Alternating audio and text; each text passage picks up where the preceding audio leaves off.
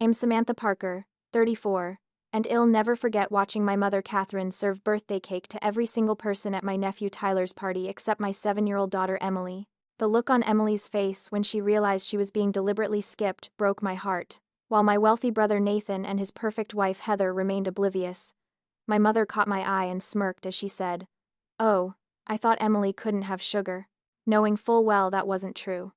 Before I continue with my story, where are you watching from today? I'd love to know which corner of the world you're tuning in from. If my story resonates with you, please hit that like button and subscribe to hear more about family dynamics, standing up for yourself, and protecting those you love. Let's dive into this journey together. To understand why my mother's cake incident wasn't just a simple oversight, you need to understand my family. I've always been the disappointment. Getting pregnant with Emily at 19 wasn't in my mother's grand plan for me. While my brother Nathan followed the correct path: medical school, prestigious surgical career, marriage to Heather, who comes from good family, I deviated drastically. What will people think, Samantha? My mother's favorite question when I told her I was pregnant.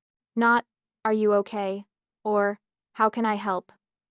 but concern about appearances.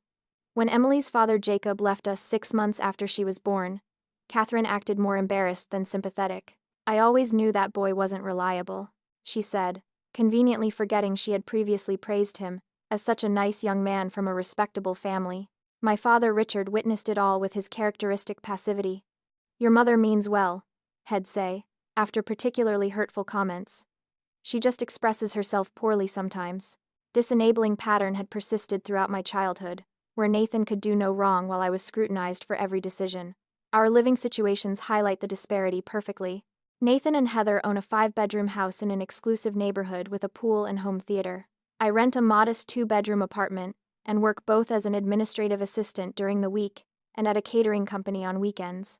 Every extra dollar goes toward giving Emily a good life and saving for her education. Despite her circumstances, Emily has the sweetest disposition. She draws pictures for everyone's birthdays, remembers her grandmother's favorite flowers, and practices extra hard at piano because Grandma Catherine says musical talent runs in our family. All she's ever wanted is to be accepted by her grandparents the way her cousin Tyler is. Last Christmas crystallized their different treatment. Tyler received a mountain of wrapped gifts, including a new gaming system, expensive clothes, and a savings bond. Emily received one small gift, a generic coloring book that still had the clearance sticker partially attached. When Emily still thanked her grandmother enthusiastically, I saw something flash in Catherine's eyes that looked disturbingly like resentment. "You should really limit her sugar intake, Samantha," Catherine remarked at dinner, watching Emily enjoy a small piece of Christmas pie. "Children need proper nutrition to develop properly. Tyler only gets dessert on special occasions," she claimed, despite Tyler currently consuming his second slice of pie across the table. "Emily is actually very healthy," I responded. "Her pediatrician is happy with her development," Catherine sniffed. "Well, I suppose doctors have different standards these days. When Nathan was young, I was much more careful about his diet. That's probably why he grew up to be so accomplished." Nathan, as usual, seemed oblivious to these digs. "Mom's just old school about nutrition," he'd say with a laugh. "Don't take it personally." But it was personal. Increasingly personal. And increasingly directed at my innocent daughter. So, why did I keep subjecting us to this treatment? Because despite everything, I wanted Emily to have family. I didn't want my issues with my mother to deprive Emily of grandparents, an uncle, aunt, and cousin. I kept hoping Catherine would eventually see how special Emily was, that her coldness would thaw. I was willing to endure the subtle jabs directed at me. But watching her target Emily was becoming unbearable. "Maybe Grandma will like me better if I get all as like Tyler," Emily said one night after a particularly tense family dinner, her small voice uncertain in the darkness of her bedroom. "Honey, Grandma's feelings are not your responsibility," I told her, my heart breaking. "You are perfect exactly as you are." But as I kissed her goodnight, I wondered how much longer I could keep pretending that we were one big happy family, when clearly, in my mother's eyes, some family members mattered more than others. Tyler's 8th birthday party was an extravaganza that would make most wedding planners envious. My brother's backyard had been transformed with a carnival theme complete with a cotton candy machine, a small Ferris wheel, and performers dressed as circus characters. "It's a bit much for an 8-year-old, isn't it?" I whispered to my father as we arrived. He shrugged. Your mother enjoys planning these things. You know how she gets. Emily clutched a carefully wrapped package, a science kit Wed saved up for that matched Tyler's current interest in chemistry.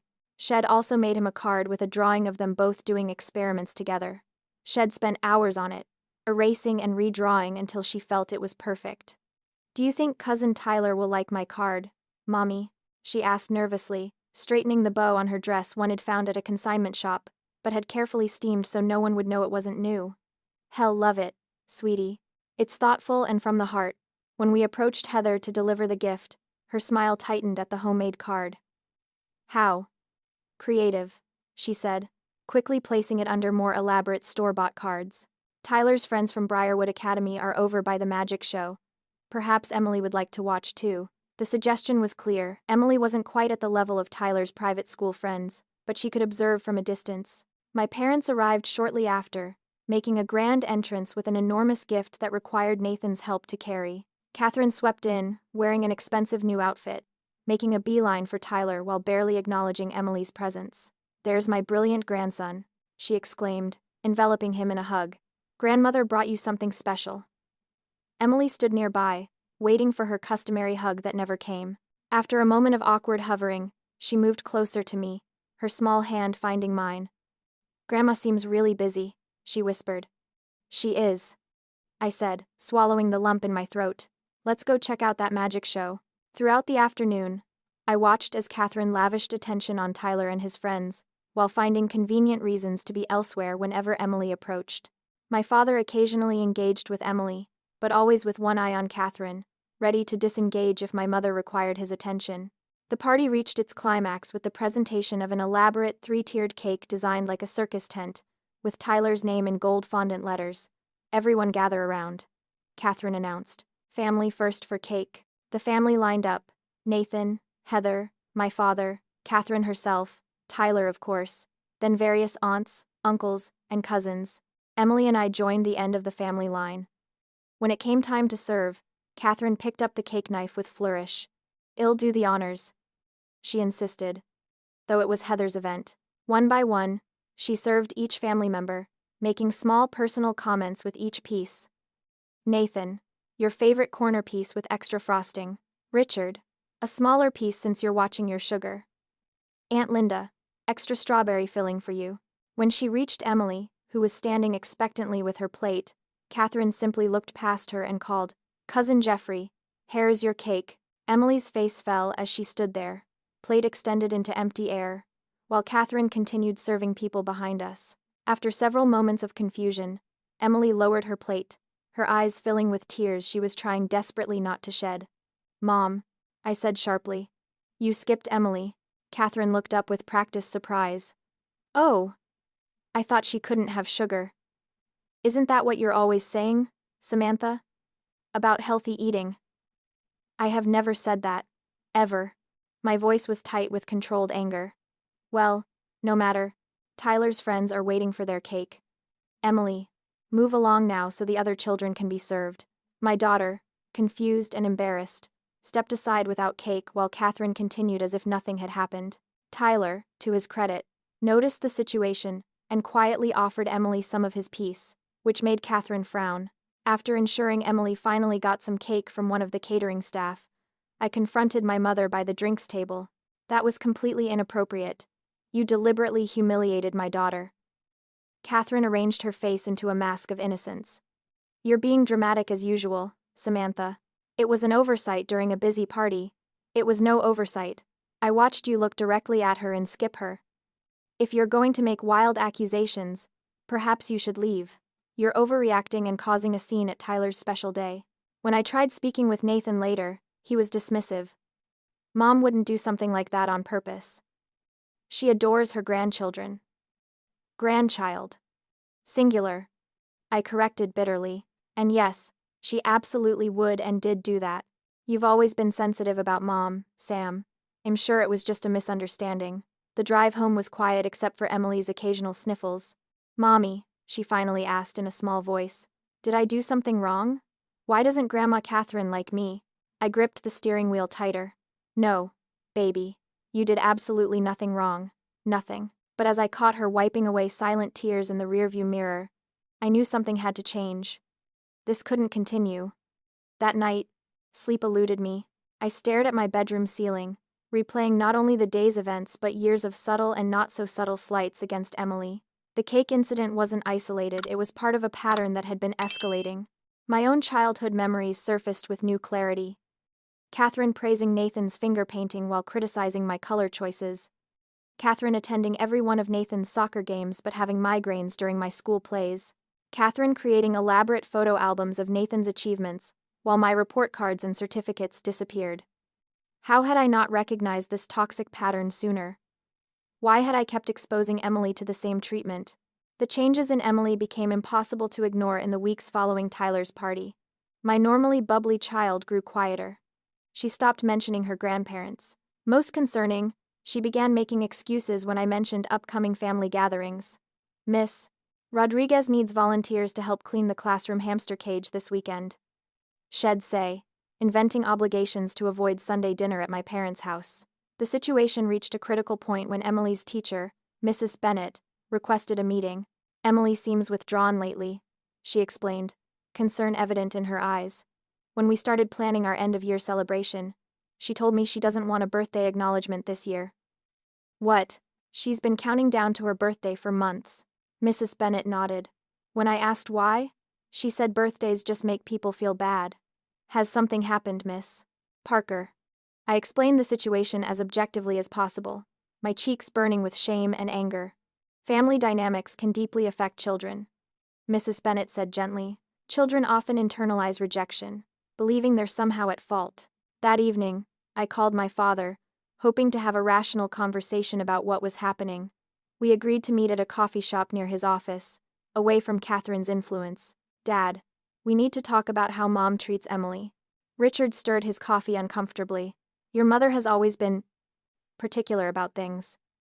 This isn't about being particular. This is about cruelty toward a 7-year-old child.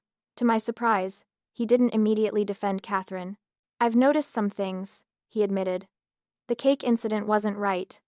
Hope flared briefly. Then help me address this with her. She listens to you. His shoulders slumped. Samantha, you know your mother doesn't actually listen to anyone. She hears what she wants to hear. If I confront her, she'll make everyone miserable for months. So Emily should suffer because confronting Mom is inconvenient. That's not fair. I do what I can. I slip Emily extra treats, bring her little gifts, behind Catherine's back, which only reinforces that there's something wrong with showing affection to Emily openly. He had no response to that, and we parted with nothing resolved. 2 days later, my phone pinged with an email notification. Catherine had accidentally copied me on an email intended for my aunts and uncles. The subject line read, "Concerns about Samantha's parenting." My hands shaking. I read her meticulous character assassination, how I was raising Emily without proper values, how my permissive parenting was creating a problematic child, how the family should present a unified front in correcting Emily's behavior at gatherings. Most shocking was her assertion that Emily's lack of a father figure is creating attention-seeking behaviors that shouldn't be indulged. I was still reeling from this discovery when Emily came home from her playdate at a neighbor's house, her face streaked with tears. "Grandma called Mrs. Peterson's house looking for you," she sobbed. "When Mrs. Peterson said you weren't there, Grandma didn't know I was listening on the extension. She told Mrs. Peterson I wasn't really part of the family because my daddy left us. Is that true, Mommy? Is that why Grandma doesn't love me? Something inside me, something that had been bending and bending for years, finally broke." "Pack an overnight bag, Emily," I said with unusual calm. "We're staying at Aunt Jessica's tonight, and things are going to change." Jessica wasn't actually my aunt, but my mother's estranged former best friend and a licensed therapist. She had distanced herself from Catherine years ago for reasons she'd never fully explained, but had always maintained a supportive relationship with me. After putting an exhausted Emily to bed in Jessica's guest room, I poured out everything: the years of subtle digs, the escalating treatment of Emily, the email, all of it. I should have cut contact years ago. I concluded miserably. I've been so stupid thinking things would get better. Jessica sat quietly for a moment before responding. "What you're describing is classic narcissistic family dynamics, golden child versus scapegoat, with the pattern now extending to the next generation. So I'm just doomed to be the family scapegoat forever?" And now Emily too. Not necessarily, but addressing it requires strategy, not just emotional reactions, which is exactly what your mother anticipates and uses against you. Jessica reached for a notebook. Let's talk about breaking the cycle. Over the next 3 hours, Jessica helped me understand the toxic patterns I'd been trapped in and develop a structured approach to address them. Document everything, she advised. Narcissists rely on others doubting their memories and perceptions. Evidence counters gaslighting. I began a systematic compilation screenshots of texts, copies of emails, a private Instagram account where I recorded incidents with dates and witnesses. Looking back through old family photos was revelatory. Emily consistently positioned at the edges of groups, or partially cropped out. The stark difference in Catherine's body language when interacting with Tyler versus Emily. Jessica also suggested research. I devoured books on toxic family systems and narcissistic abuse. The patterns described matched my experiences with disturbing accuracy: the triangulation, the smear campaigns, the flying monkeys sent to pressure the target back into compliance. The hardest part, Jessica warned, will be accepting that your mother may never change. The question becomes how to protect yourself and Emily, while maintaining any family relationships that are important to you. I reached out cautiously to my Aunt Laura, Catherine's younger sister, who had always been kind to Emily but seemed intimidated by Catherine. To my surprise, she responded immediately to my carefully worded message. I've seen how Catherine treats Emily, she wrote. It reminds me of how she treated me growing up. I've wanted to say something but never had the courage.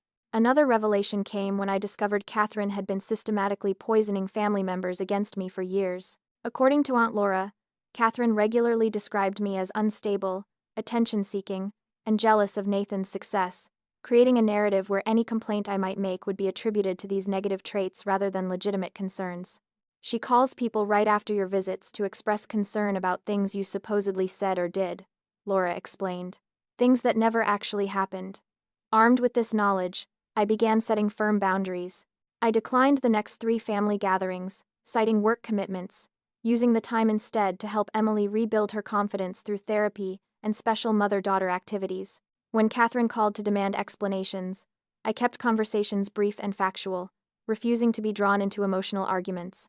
I don't understand why you're being so difficult, she complained. Tyler asks about Emily constantly. We'd be happy to arrange a playdate for the cousins. I replied neutrally. Just the children.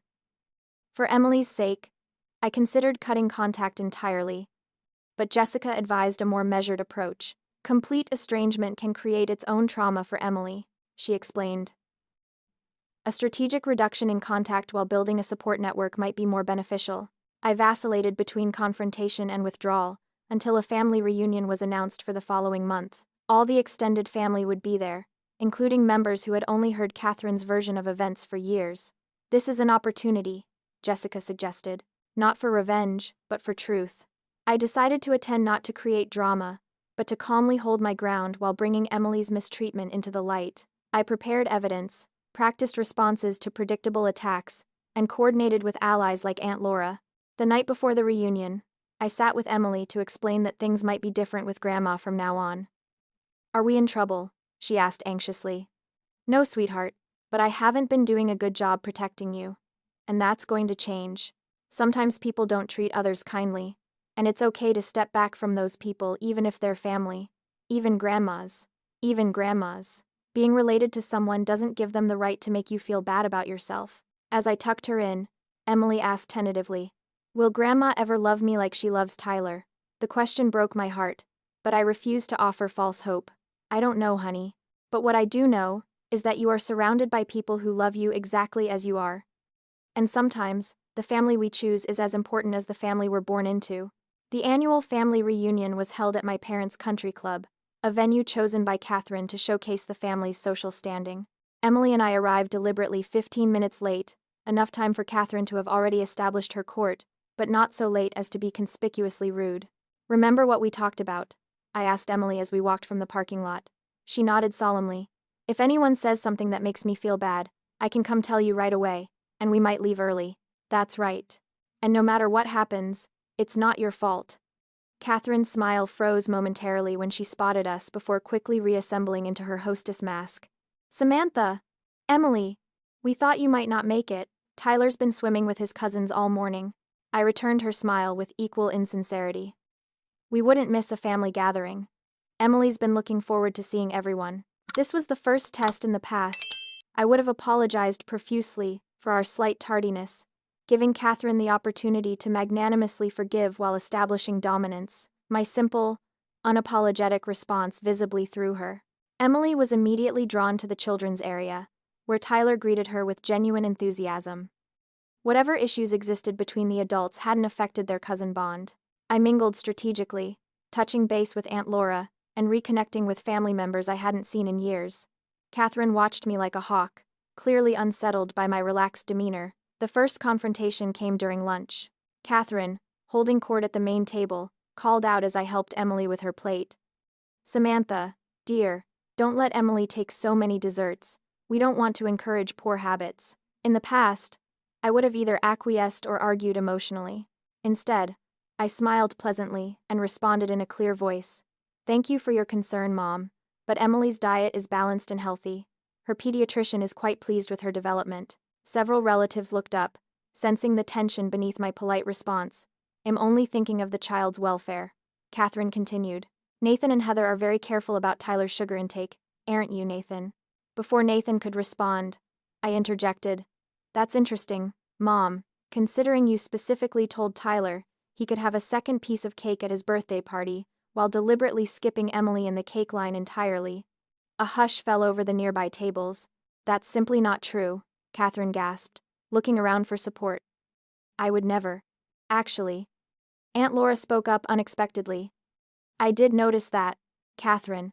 I assumed it was an oversight at the time." Catherine's face flushed. "Well, if it happened, which I don't recall, it was certainly unintentional. Samantha has always been sensitive to perceived slights. I have videos of most family gatherings," I replied calmly, "including Tyler's birthday. They show some interesting patterns that I'd be happy to share with anyone who's interested." Catherine quickly changed the subject, but I noticed several relatives watching her with new awareness. Nathan, particularly, seemed troubled, glancing between his mother and me with a furrowed brow. Throughout the afternoon, I calmly but firmly called out each backhanded compliment or subtle dig, not with anger but with factual corrections. When Catherine praised Tyler's academic achievements and pointedly asked about Emily's struggles in school, I simply responded, "Emily's teacher actually called last week to commend her reading progress. She's advanced 2 grade levels in reading this year alone." By mid-afternoon, Catherine was visibly flustered, unused to having her narrative challenged so systematically. When she couldn't regain control through her usual tactics, she escalated dramatically. As the family gathered for group photos, Catherine made her announcement. "While everyone's together, Nathan, Heather, and I have some exciting news to share." She beamed at Tyler. "We've established a substantial college fund for Tyler that will cover his full education at any university he chooses, including potential graduate studies." The timing and context made her intentions clear. This wasn't just about Tyler's future, but about highlighting the disparity in how the grandchildren were treated. An uncomfortable silence fell as relatives glanced awkwardly between Tyler and Emily. Emily's face showed confusion, not fully understanding the implications but sensing the tension. I could have let it pass, filed it away as another example of Catherine's favoritism. Instead, I nodded thoughtfully. "That's very generous, Mom. It makes a clear statement about your priorities." I kept my tone conversational. "It reminds me of last Christmas when Tyler received 14 presents from you and Richard, while Emily received a single coloring book with the clearance sticker still attached." Gasps and awkward coughs spread through the gathering. Or Emily's last birthday, when you canceled at the last minute due to a migraine, but posted pictures of yourself at lunch with friends an hour later. "Samantha," my father interjected, mortified. "This isn't the time or place." "When is the time, Dad? When Emily's too damaged by the rejection to care anymore? When she's old enough to understand exactly what her grandmother thinks of her." Catherine's face contorted with anger before she clutched dramatically at her chest. "I can't believe you would attack me this way, after everything I've done for you and your daughter. Richard, I'm feeling faint. We need to leave." As my parents made a hasty exit, with Catherine leaning heavily on my father for sympathy effect, I remained calm, thanking everyone for a lovely afternoon, as if nothing unusual had happened. Aunt Laura squeezed my hand. "That took courage," she whispered. Nathan approached as we were leaving, his expression troubled. Sam, was what you said about the Christmas presents true? Count them in the photos if you don't believe me. Mom makes sure everything's well documented when it suits her narrative. He ran a hand through his hair, looking genuinely disturbed. I never noticed. I mean, I've been so busy with work, and Heather handles most of the family stuff. It's easier not to notice, I said, not unkindly, but Emily notices. Every time. Driving home, Emily was thoughtful. Mommy, why was Grandma angry? Did I do something wrong? No, sweetheart. Grandma was upset because I pointed out some things she'd done that weren't fair or kind. Like forgetting to give me cake at Tyler's party. Yes, like that. But here's something important. When people aren't being fair or kind, it's okay to say so. She considered this. Tyler's going to a special school with his college fund, isn't he? Is that why Grandma was talking about it? Sometimes I forgot how perceptive children could be. Well, figure out your college too, don't worry. There are many ways to make that happen. I liked how you didn't yell at Grandma even when you were mad, Emily observed. You just said the true things in a regular voice. From the mouths of babes. Perhaps that had been my biggest victory of the day. Catherine's response was swift and comprehensive. By the next morning, my phone was flooded with messages from relatives, expressing concern about my public outburst and emotional well-being. The family grapevine hummed with carefully cultivated rumors. Samantha had always been unstable, was jealous of Nathan's success, and was turning Emily against the family out of spite. My cousin Rebecca forwarded me a lengthy email Catherine had sent to the extended family. It was masterfully written, positioning Catherine as the wounded matriarch who only wanted the best for all her grandchildren, but had been viciously attacked for a simple misunderstanding about birthday cake. She expressed deep concern about Samantha's increasingly erratic behavior, and urged family members to help Samantha get the support she clearly needs. She's been calling everyone, Rebecca explained, crying about how she doesn't understand why you're trying to hurt her and separate Emily from the family. 2 days later, I received the news that Catherine had been admitted to the hospital with stress-induced chest pains. The implication was clear: my attack had endangered my mother's health. Nathan called that evening, his voice tight. Mom's in the hospital, Sam. Her blood pressure spiked dangerously high after the reunion. The doctor says she needs to avoid stress. I'm sorry she's not feeling well, I replied carefully. I hope she recovers quickly. That's it? Dad says you haven't even called to check on her. Nathan, this is a manipulation tactic. Mom has used convenient health crises for years to avoid accountability. Jesus, Sam, listen to yourself. Not everything is a conspiracy against you. Mom's lying in a hospital bed with a heart monitor, and you're acting like she planned it to inconvenience you. The calls continued: aunts, uncles, cousins, all delivering variations of the same message. Apologize to Catherine, make amends, don't cause more stress that could finish her off. My father appeared at my apartment one evening, looking haggard. Your mother wants me to tell you she's cutting you from her will if you don't apologize publicly at the next family dinner, he said without preamble, and shall establish a trust for Emily that can only be accessed if Emily lives with Nathan and Heather should anything happen to you. She's threatening to try to take my child? That's a new low, even for her. She's upset, Samantha. The doctors say her condition is serious. Which doctors? What condition exactly? Have you seen actual medical reports? His silence was answer enough. Dad, she's manipulating you, like she always does. Like she's manipulated all of us for years. Maybe so, he sighed, suddenly looking old. But what am I supposed to do? Leave her after 40 years of marriage? This is my life, Samantha. And this is mine. And Emily's. And I won't sacrifice my daughter's emotional well-being to make things easier for everyone else anymore. The pressure campaign intensified. Emily came home from school upset after another student mentioned overhearing her mother talking about how Emily's mom has mental problems. Catherine had apparently been spreading her narrative to school parents as well. Emily's teacher called to express concern about her falling grades and increasing anxiety. She seems afraid to participate in group activities now, Mrs. Bennett reported. When I asked why, she said she's not good enough to be included. Just as I was reaching my breaking point, I received an unexpected message from Heather, Nathan's wife. Can we meet privately? There's something you should know. We arranged to meet at a cafe far from our usual haunts, where Catherine's social network wouldn't spot us. Heather arrived, looking uncharacteristically disheveled, her perfect composure cracking. Nathan doesn't know him here, she began nervously. He'd be furious if he found out. Found out what? That I'm talking to you about Catherine. She twisted her wedding ring anxiously. The things you said at the reunion, about how she treats Emily. It made me start noticing patterns. What kinds of patterns? The way she subtly undermines my parenting decisions when Nathan isn't around. How she tells Tyler that his cousins on my side of the family aren't his real family like the Parkers.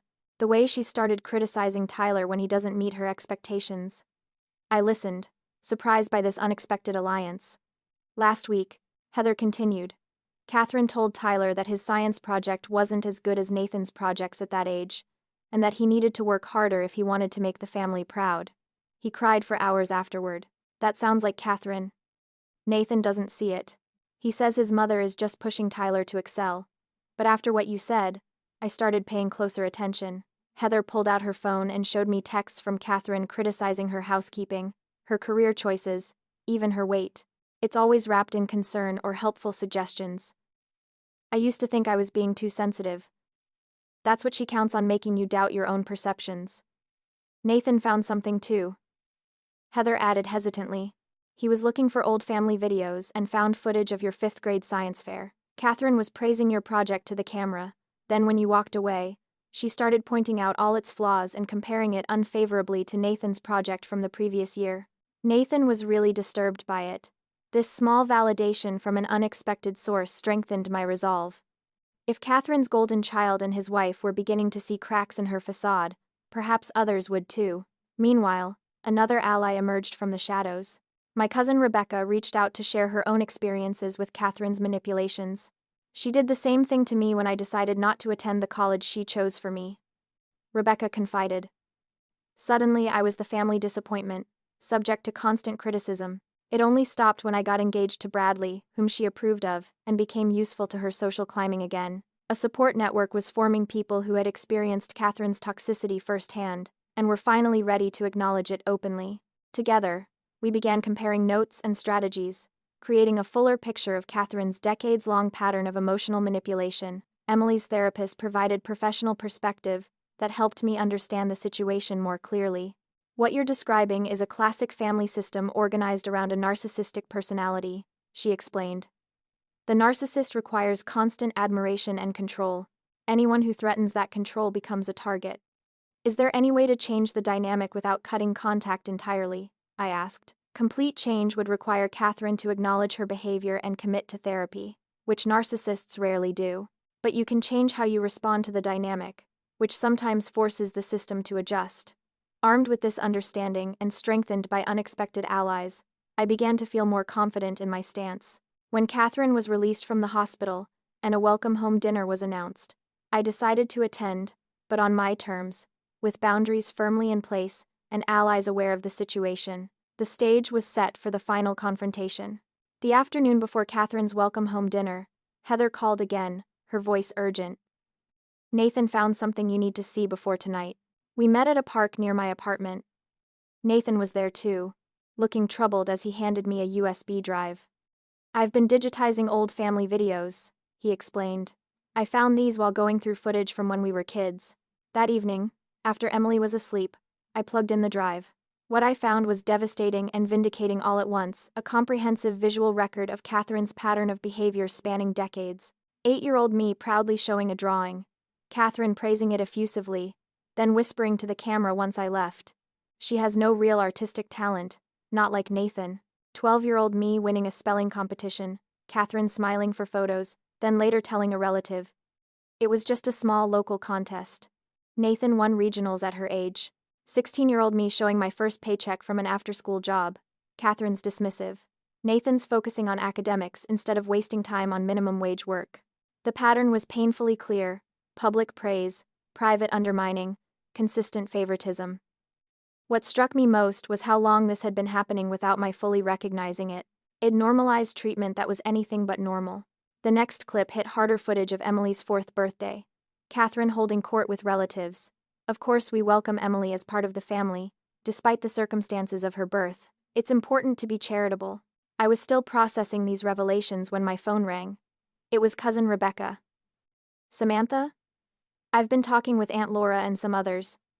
There's something you should know before tomorrow's dinner.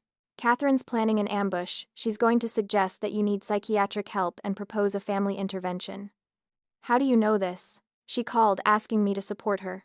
Said you've been making wild accusations and turning the family against her. She's lining up people to back her claim that you're mentally unstable. That explains the will threats and the hospital drama, I said, feeling strangely calm. She's escalating because her usual tactics aren't working. There's more. Laura overheard Catherine talking to your father about seeking grandparent visitation rights to Emily, legally forcing access to her, regardless of your wishes. A chill ran through me. She can't actually get those, can she? It's complicated, but she's planning to try if you don't fall in line. Laura thought you should be prepared. The next revelation came from an unexpected quarter. The following morning, Emily's therapist called. I received a concerning call from someone identifying herself as Emily's grandmother, she explained. She was asking detailed questions about Emily's sessions and whether you'd been coaching Emily to make allegations against family members. I never gave her your contact information. I know. I reminded her that I can't discuss a patient's treatment with unauthorized individuals. She became quite aggressive, suggesting that you might be suffering from Munchausen by proxy and using Emily for attention. The pieces were falling into place. Catherine was building a case against me on multiple fronts, trying to isolate me and potentially gain control of Emily. When I arrived at my parents' house that evening, I was armed not just with Nathan's videos but with a comprehensive understanding of what I was walking into. Emily was spending the night with her friend Zoe, safely away from the confrontation I knew was coming. The initial facade of normalcy was paper-thin. Catherine, looking remarkably recovered from her supposedly severe health crisis, presided over the dinner table with martyred grace. "I'm so happy we could all come together as a family," she announced, with pointed emphasis toward me. Throughout dinner, I noticed the subtle signals passing between Catherine and various family members, the nods, the significant glances. She was orchestrating her planned intervention, positioning her allies. Nathan, surprisingly, seemed detached from these machinations, watching his mother with new awareness. Heather, beside him, caught my eye occasionally with small nods of support. As dessert was served, Catherine made her move. "Before we finish dinner, there's something important the family needs to discuss." She dabbed at her eyes with a napkin. "It's about Samantha." Several relatives straightened in their chairs, clearly prepared for this moment. "We're all very concerned about your recent behavior," Catherine continued, her voice dripping with manufactured concern. "The outbursts, the accusations, the attempts to turn Emily against the family." "Mom," Nathan interrupted unexpectedly. "What accusations are you referring to specifically?" Catherine faltered momentarily. "Well, the ridiculous claims about me treating the grandchildren differently. For one, you know I love Emily just as much as Tyler. Do you?" Nathan asked quietly. "Because I've been watching more carefully since the reunion, and am not so sure anymore." A ripple of surprise passed through the gathered relatives. "Nathan! How can you say such a thing?" Catherine's voice rose with indignation. "I found some old family videos recently," he continued. "Videos that show a pretty clear pattern of how you treated Samantha compared to me growing up. It wasn't fair then, and it's not fair how you're treating Emily now." Catherine's face flushed. "That's absurd. Richard, tell him how ridiculous this is." All eyes turned to my father, who for once didn't immediately jump to Catherine's defense. Instead, he looked tired and conflicted.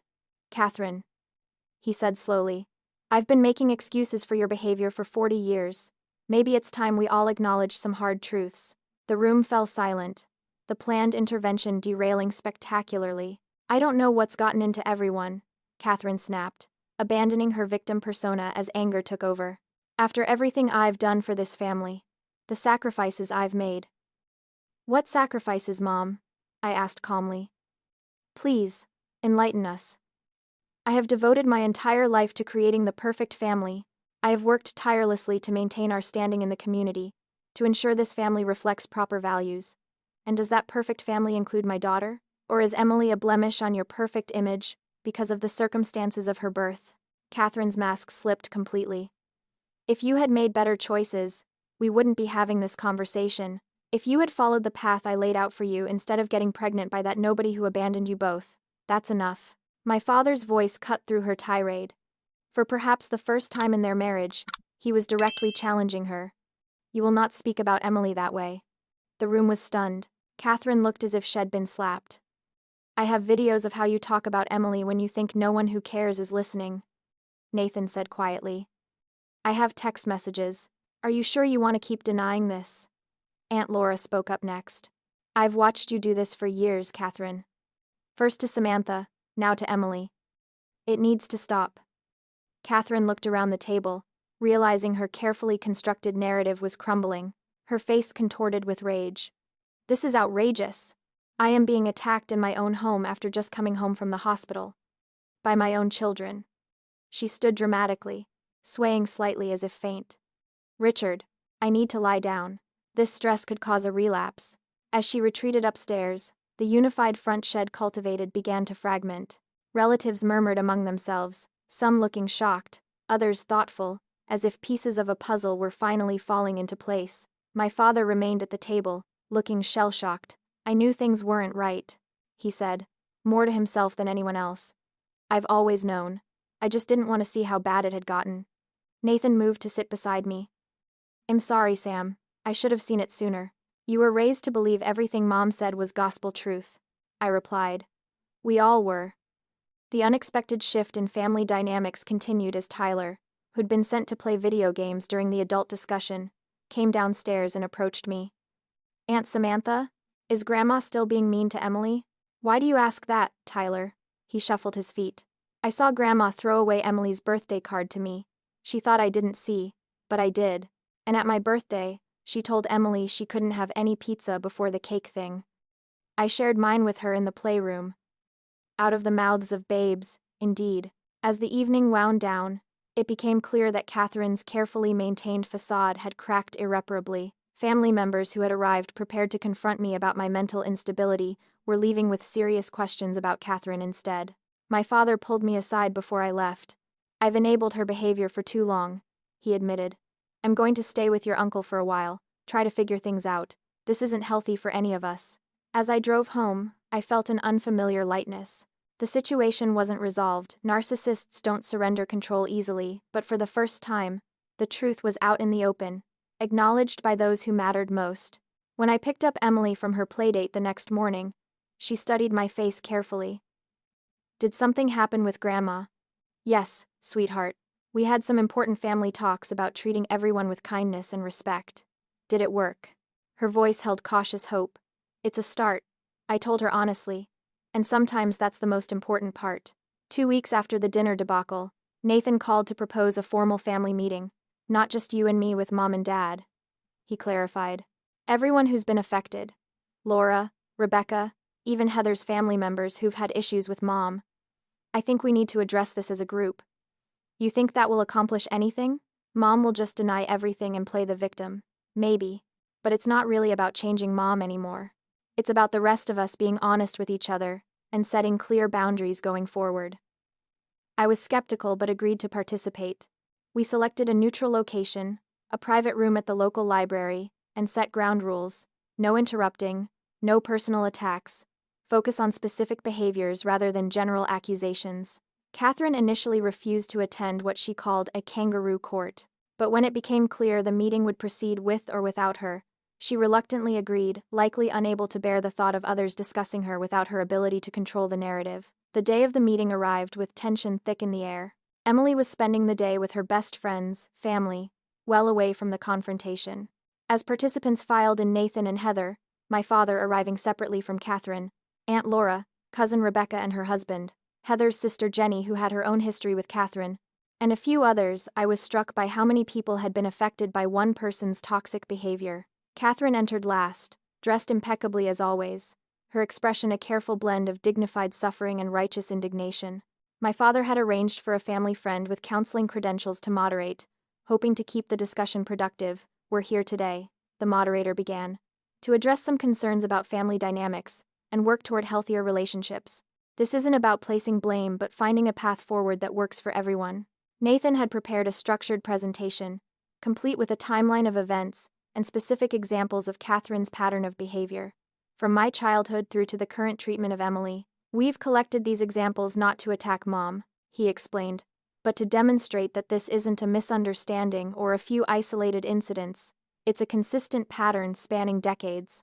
As he methodically presented evidence, the videos, text messages, emails, witness accounts, Catherine's face cycled through expressions: denial, outrage, wounded innocence, and when those didn't work, tearful victimhood. "I can't believe my own children are doing this to me," she sobbed when Nathan finished. "After everything I've sacrificed for this family." "What exactly have you sacrificed, Catherine?" Aunt Laura asked pointedly. "My entire life. I've devoted myself to creating the perfect family, to maintaining our status in the community, to raising successful children.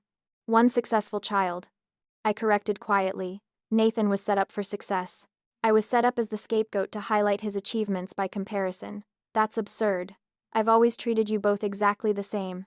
"Mom," Nathan said gently, "we literally just watched video evidence proving that's not true. Those videos are taken out of context." "Richard, tell them." My father, looking decades older than his actual age, shook his head. "I can't do that anymore, Catherine. I've been making excuses and smoothing things over for too long. It stops now." As the meeting progressed, more voices joined the chorus. Aunt Laura recounted how Catherine had deliberately sabotaged her relationship with her college boyfriend because he wasn't good enough for a Parker. Cousin Rebecca described the silent treatment that lasted months when she chose a different college than Catherine had selected.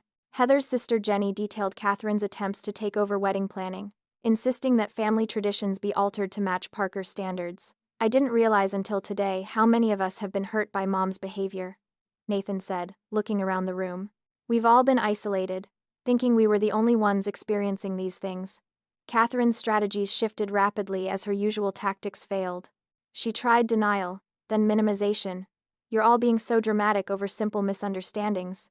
Then justification. "I only wanted what was best for everyone." And when those didn't work, direct attack. "Samantha has always been jealous of Nathan's success," she declared.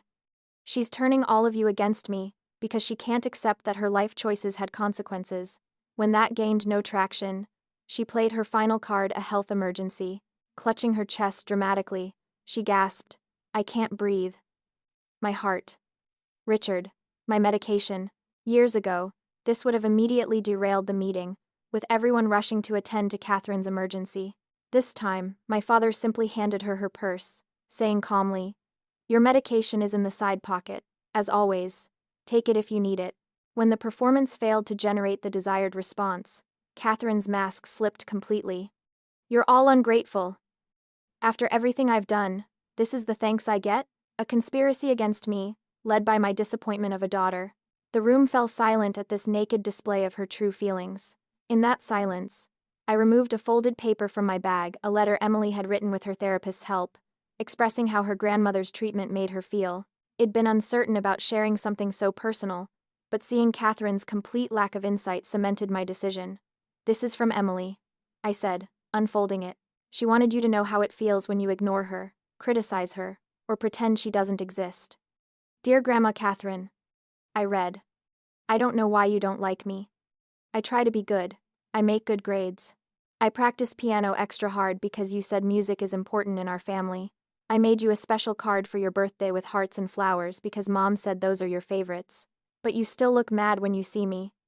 At Tyler's party, I heard you tell Mrs. Johnson that I wasn't really a Parker. But I am a Parker. Mom says I am. When you didn't give me cake at the party, my tummy hurt but my heart hurt more. Did I do something wrong? If I did, I'm sorry.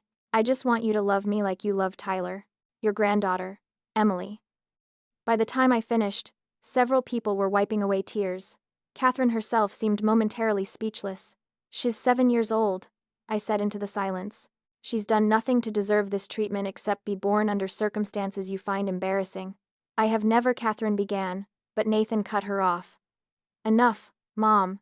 We have the cake incident on video. Multiple people witnessed it.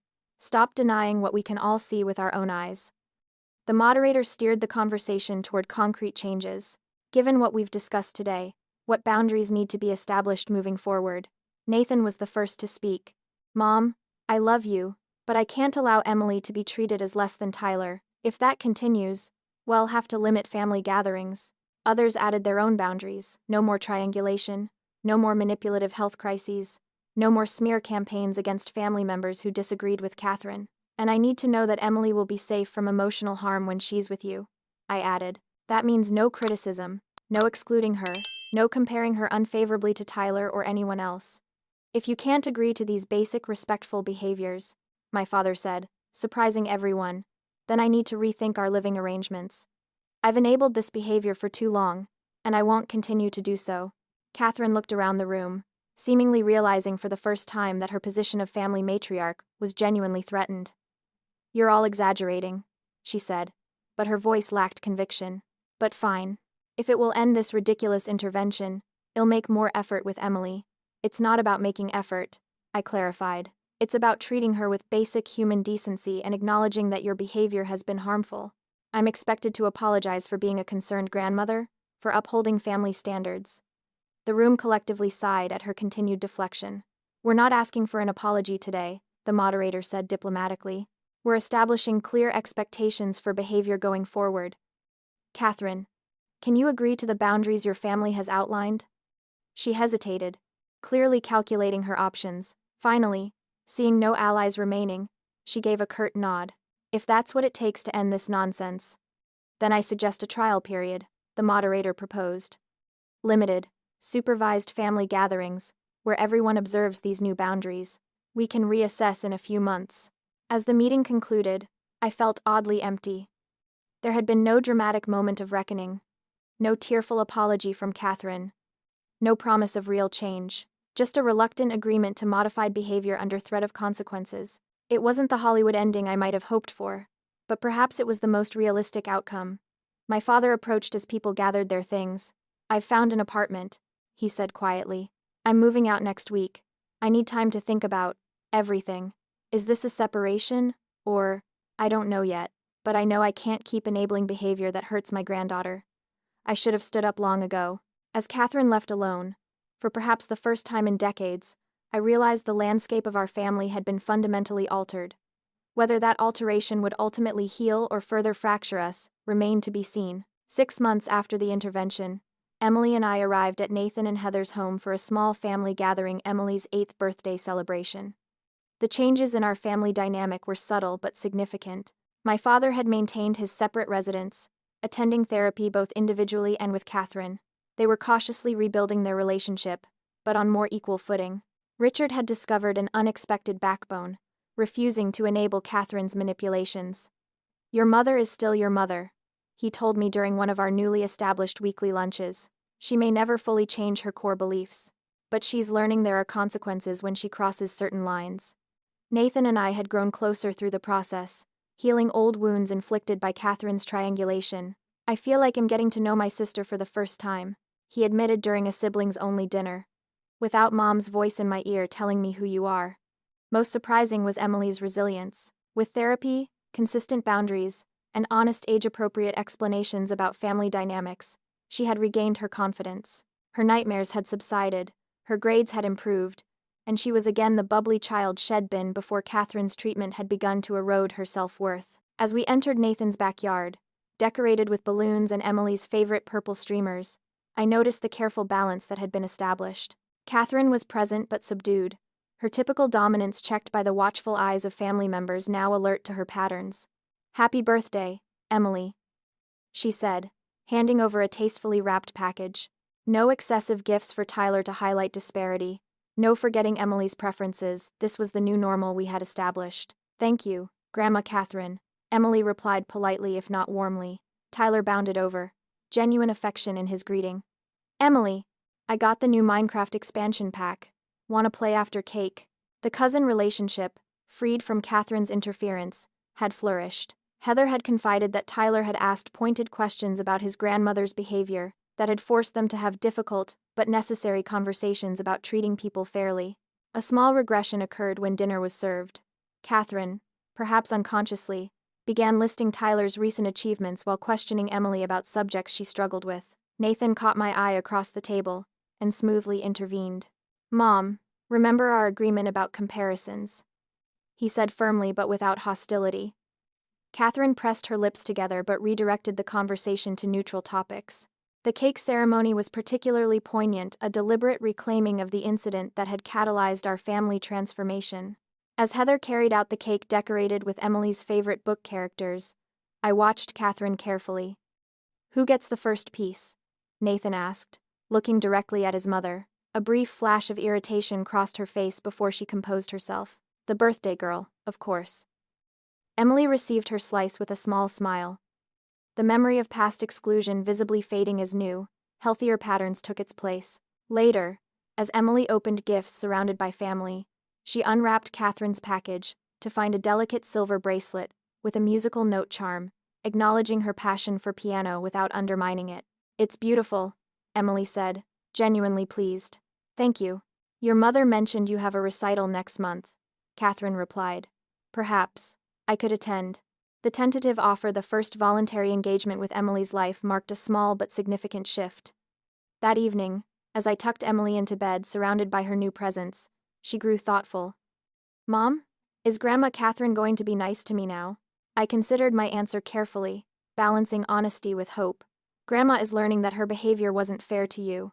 She's trying to do better, and we're all helping her remember how to treat people kindly. But this is a journey that will take time." Emily nodded, processing this. "I'm glad everybody knows now.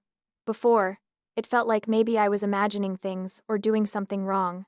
"You weren't imagining anything, and you definitely weren't doing anything wrong. Sometimes adults have their own problems that make them behave badly, but that's never the child's fault." She fingered the silver bracelet on her nightstand.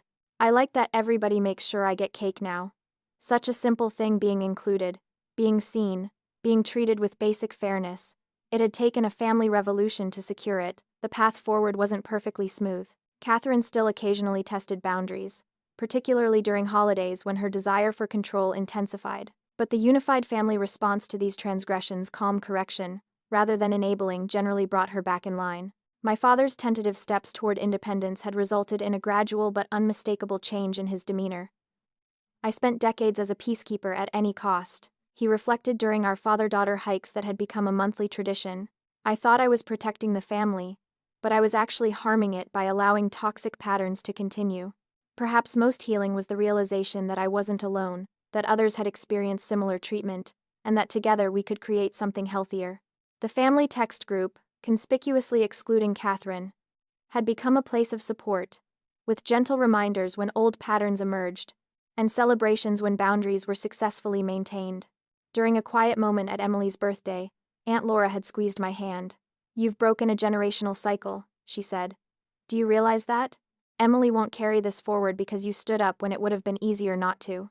As I reflected on our journey while loading the dishwasher that night, I realized we had achieved something that had once seemed impossible, not a perfect family, or a complete transformation of Catherine, but a system of accountability that protected the vulnerable among us. Emily appeared in the kitchen doorway in her pajamas, clutching the stuffed otter Nathan and Heather had given her. "Mom, I just remembered something I wanted to tell you." "What is it, sweetheart?" "Thank you for making Grandma give me cake." Her simple words encompassed so much more than the literal incident. "Everyone deserves cake," I replied, pulling her into a hug. "And more importantly, everyone deserves respect and kindness. That's not something you should ever have to earn, especially not as a child." As she padded back to bed, I thought about the difference between the family we're born into and the family we choose to create. Sometimes they can be the same, but only with intentional work and firm boundaries. Other times, they must be different for our own well-being. For us, the path forward included Catherine, but with clear expectations and consequences. It wasn't the complete healing I might have once dreamed of, but it was a healthier reality than I had ever known, one where Emily could grow up feeling valued and protected. Sometimes the most loving thing we can do for our children is to stand firm when it would be easier to capitulate. And sometimes the family we build from the broken pieces of what we inherited is stronger than what came before. Have you ever had to establish boundaries with family members to protect yourself or your children? I'd love to hear your experiences in the comments below. Whether you're just beginning this journey or have walked it for years, know that you're not alone. Please like and subscribe if this story resonated with you, and share it with anyone who might need to hear that standing up for yourself and your children is not just acceptable, it's necessary. Thank you for joining me on this journey, and remember that healing, while rarely linear, is always possible. The first step is often the hardest, but I promise you it's worth it.